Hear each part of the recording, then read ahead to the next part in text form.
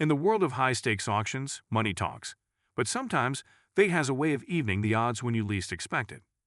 This is the story of an unlikely showdown between wealth and wisdom, arrogance and authenticity, and how a single horse changed everything. The auction house buzzed with anticipation that crisp autumn morning.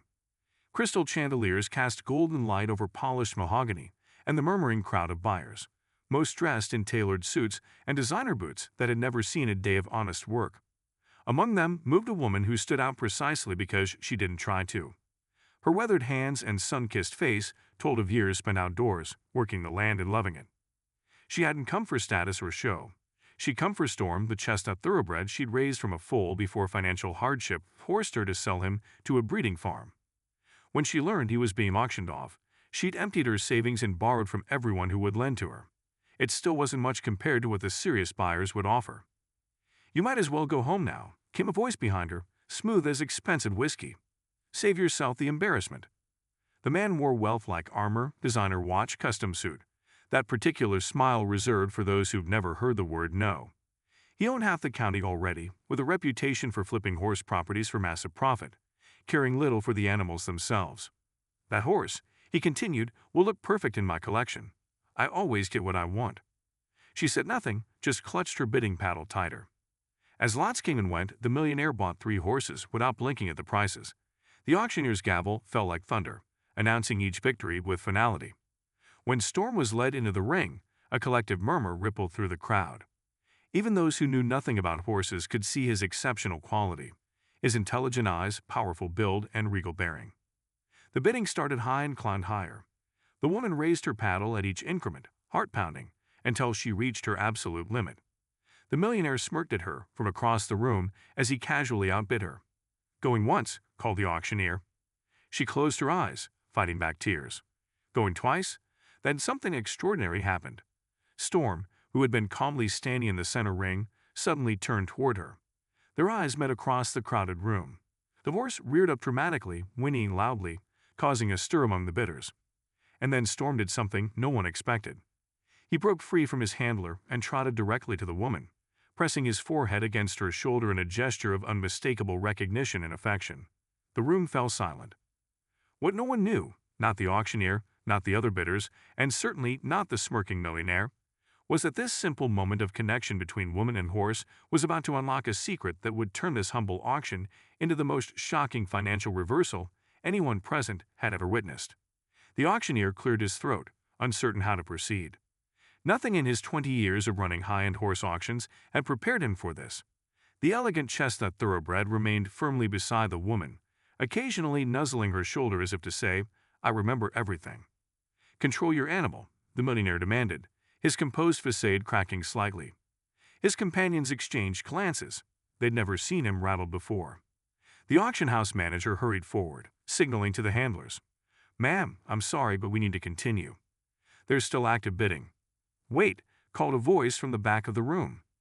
An elderly man in a worn but respectable suit made his way forward, leaning on a cane. "I believe there's something everyone here should know before the sale proceeds." The millionaire's face darkened. "This is highly irregular. I've placed the winning bid." "The gavel hasn't fallen," the old man replied calmly. He turned to the woman. "You're Beth, aren't you? Tom Kelly's daughter?" She nodded, surprised. "Yes, I am.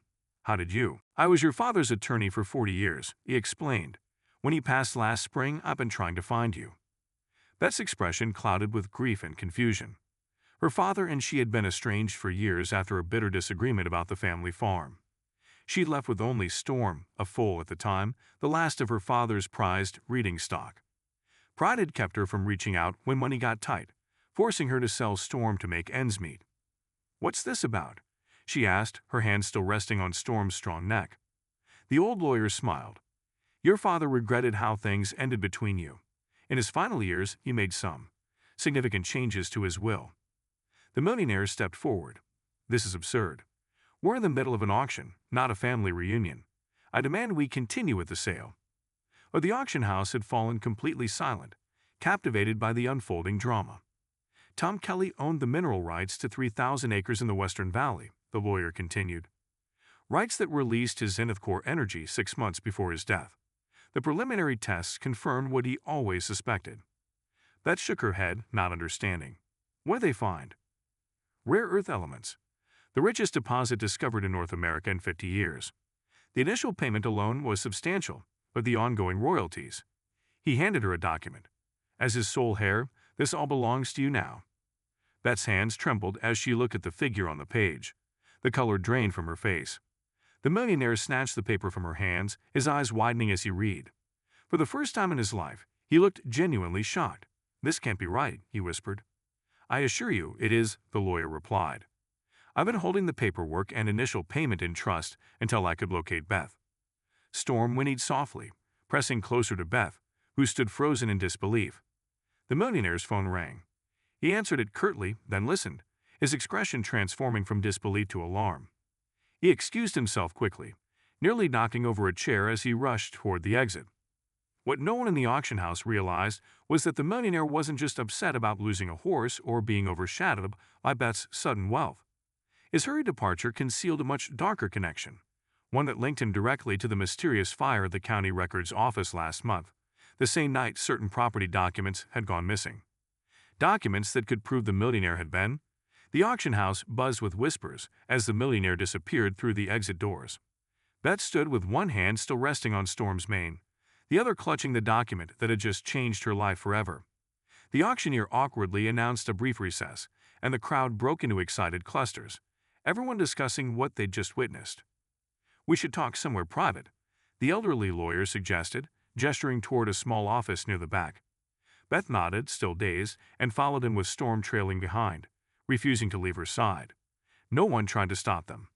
Meanwhile, across town, the millionaire, Richard Blackwood, burst into his home office where his assistant was already pulling files from a cabinet. "How much does she know?" he demanded, loosening his tie with trembling fingers. "Unclear, sir," the assistant replied. But Bailey called from the county clerk's office. "Someone's been asking questions about the Western Valley properties, specifically the chain of title transfers from 2018 to 2022. Blackwood slammed his fist on the desk. "That's impossible. I made sure those records were destroyed in the fire." "Not all of them, apparently." The assistant's voice was steady, but his eyes betrayed fear. "And there's something else. That horse. What about it?" Blackwood snapped. "It's bloodline. I've been checking while you were driving back. That chestnut thoroughbred is a direct descendant of Thunder's Legacy." Blackwood froze. Thunder's Legacy, the legendary racehorse whose offspring had dominated the circuit for decades. If properly documented and verified, Storm's breeding value alone would be in the millions. Combined with the mineral rights, he just watched a fortune slip through his fingers. Back in the auction house office, Beth listened in stunned silence as the lawyer, Mr. Winters, explained everything. Her father had discovered the potential value of his land years ago, but kept it quiet, fearing exploitation. He'd reached out to Beth multiple times in his final months, sending letters that were returned unopened. "I don't understand," Beth said. "The farm was struggling when I left. How did he manage to keep the mineral rights when he sold the land?" Mr. Winters smiled. "He never sold the mineral rights. That was his genius. He only sold the surface rights to various buyers, including, for years ago, a significant parcel to Richard Blackwood." Beth gasped. "The millionaire from the auction floor. The very same. Blackwood thought he was buying everything. Your father let him believe that. But legally, the mineral rights remained separate, and still yours to inherit." A knock at the door interrupted them. A young woman with intelligent eyes and a notebook entered. "I'm sorry to intrude. I'm Maidali Chen, investigative reporter with the County Tribune. I've been tracking Blackwood's land deals for months." She turned to Beth. "And I believe you're the missing piece I've been looking for." Natalie explained that Blackwood had been systematically buying properties throughout the county, sometimes through questionable means. Several landowners reported pressure tactics, mysterious property damage, or surprising changes to documents they thought they'd signed. "We couldn't prove anything until now," Natalie continued. "But if you have the original mineral rights documentation." The lawyer nodded. "We do. And more. Tom Kelly kept meticulous records of every interaction, including recorded conversations with Blackwood, where he clearly misrepresented the deals." Beth's mind reeled. "So he knew? My father knew Blackwood was trying to swindle people." "He didn't just know," Mr. Winters said gravely. "He was building a case. That's why he needed to find you. The mineral rights discovery was accelerating his timeline. He wanted to protect you and expose Blackwood simultaneously. Storm whinnied softly, as if understanding the weight of the conversation. Beth stroked his neck, remembering how her father had given her the foal on her 18th birthday. Dad bred him from his best mare, she murmured. He always said Storm would be special someday. Natalie looked up from her notes. Blackwood's car just pulled out of the parking lot at high speed. A photographer caught him loading boxes into his trunk. He's running, Mr. Winters said.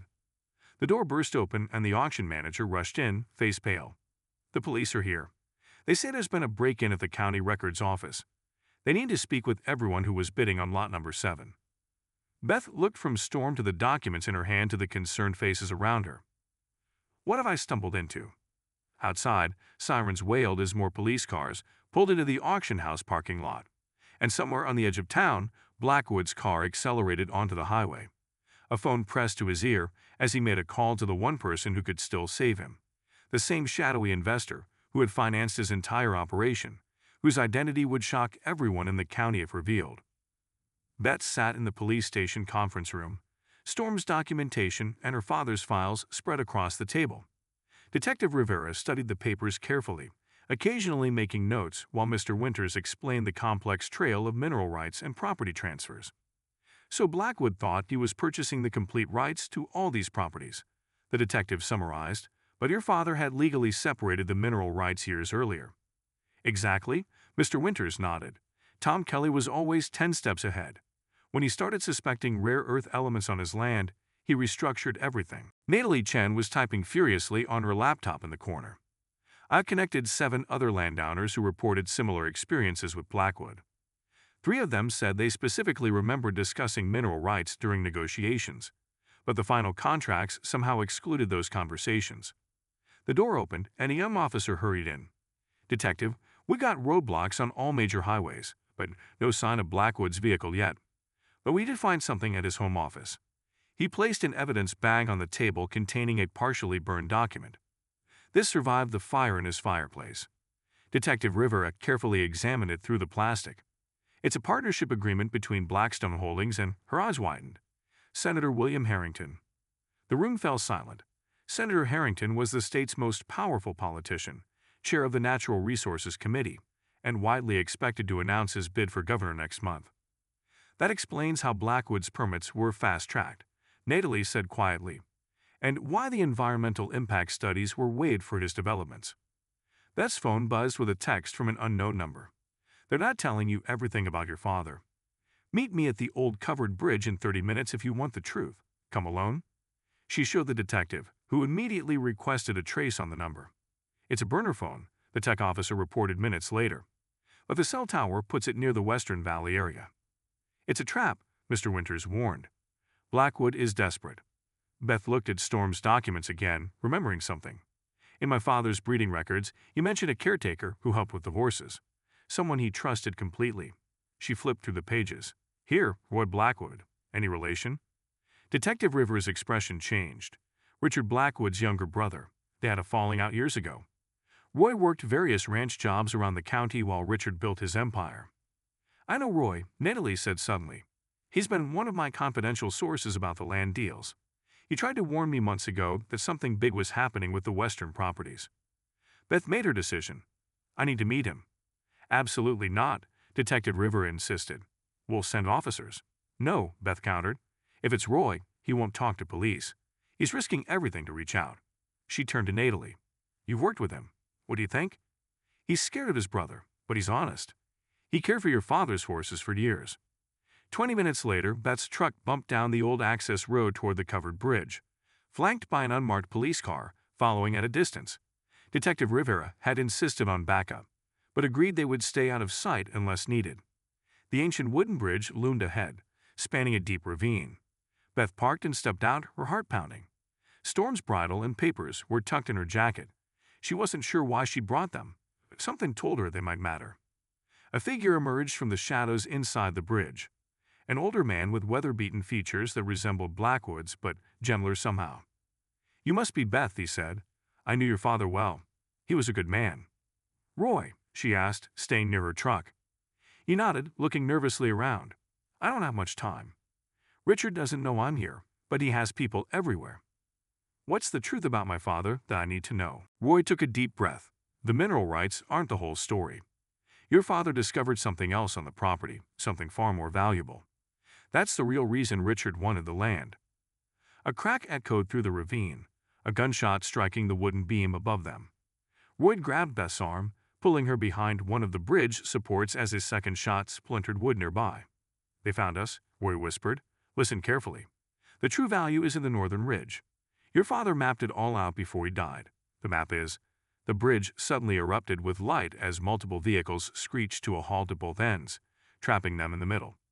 Detective Rivers' voice came over a megaphone ordering everyone to stand down, but it was drowned out by the approach of a helicopter overhead, its spotlight sweeping the area. It's not the police, Roy said, face pale with recognition as he looked up at the unmarked helicopter. It's Harrington's security team. They're here to clean up Richard's mess. Beth's phone rang, the detective trying to reach her. As she fumbled for it, Roy pressed something into her hand. Your father hid this in Storm's breeding documentation. That's why he was so desperate for you to get the horse back. The true legacy isn't just the mineral rights. Before Beth could respond, the helicopter dipped lower, its rotor wash creating a deafening howl through the covered bridge. Roy pointed urgently toward a narrow maintenance ladder leading underneath the bridge structure. Go, now. Beth clutched the small object, a USB drive disguised as a decorative piece of Storm's original bridle, and made for the ladder as shots rang out from both ends of the bridge. The police returned fire, creating chaos in the darkness. As she descended the ladder, she heard Roy cry out above her. Looking up, she saw him staggering backward, clutching his shoulder. Through the wooden slats, she glimpsed a tall figure emerging from the helicopter that had landed on the bridge's roof, a figure whose face she recognized instantly from countless political advertisements across the state. Senator Harrington himself had come to ensure that the secrets of the Western Valley remained buried forever, secrets that Beth now held in her trembling hand as she dangled precariously above the dark ravine, with the sound of footsteps approaching the ladder above her. Beth's fingers gripped the rusty ladder rungs as footsteps approached from above. Her mind raced, calculating her options. The ravine below was too dark to see the bottom, but the rushing water sound told her it was a dangerous drop. She had seconds to decide. A sudden commotion erupted above, shouts, then the unmistakable wail of multiple police sirens. Flashing lights illuminated the underside of the bridge as squad cars converged from both directions. The helicopter's engine roared as it lifted off, banking sharply to escape. Beth. Detective Rivers' voice called out. Are you down there? Minutes later, wrapped in a shock blanket in the back of an ambulance, Beth watched as Roy was loaded into another emergency vehicle. His wound wasn't life-threatening. Senator Harrington's helicopter had vanished into the night, but the police had captured 3 of his security team and, most importantly, Richard Blackwood himself, his escape attempt foiled by the roadblocks. Your father's USB drive is safe, Natalie assured her, sitting beside her. The police tech team is making copies now. By dawn, the contents had been revealed. A comprehensive dossier documenting years of corruption, falsified environmental reports, and bribery linking Blackwood to Senator Harrington and 6 other major officials. The second secret of the Northern Ridge wasn't minerals at all, but rather evidence of toxic waste illegally buried there by one of the senator's chemical companies 15 years earlier. Waste that would have contaminated the entire county's groundwater if Blackwood's planned development had proceeded. 3 months later, Beth stood at the fence of her rebuilt family ranch, watching Storm gallop across the green pasture. The spring sunshine highlighted his chestnut coat as he pranced back to her, proud and free. He knows he's home, Mr. Winters commented, coming to stand beside her. We both are, Beth replied, smiling as she offered Storm an apple. The scandal had consumed the headlines for weeks. Senator Harrington had resigned in disgrace and faced multiple federal charges. Richard Blackwood was cooperating with authorities, trading information for leniency. The families who had been deceived in land deals were receiving compensation from the seized assets. Roy Blackwood had recovered from his wound and now worked as Beth's ranch manager, his knowledge of horses and the land proving invaluable as she established a breeding and rehabilitation center for abandoned thoroughbreds. Natalie Chen won a National Journalism Award for breaking the story. She regularly visited the ranch, working on a book about the case that publishers were already calling the environmental thriller of the year. As for Beth, her father's mineral rights had indeed made her wealthy, but she found greater satisfaction in honoring his true legacy, protecting the land and the horses he loved. The northern ridge, now cleaned up and declared safe, had become a nature preserve bearing his name. "You know," Mr. Winters said, watching Storm nuzzle Beth's hand, "your father always said that a horse would save you both someday."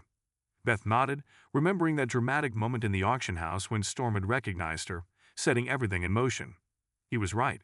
Some connections can't be broken by time or distance, or even death. Behind them, construction crews were finishing the new Thoroughbred Rehabilitation Center. Local families toured the grounds, children pointing excitedly at the horses. The land that had nearly been destroyed was now healing and bringing healing to others. "The millionaire thought he could buy everything," Beth said softly, "but some things aren't for sale." Storm whinnied in agreement, head held high, his eyes reflecting the wide blue sky and open pastures of the home they had reclaimed together.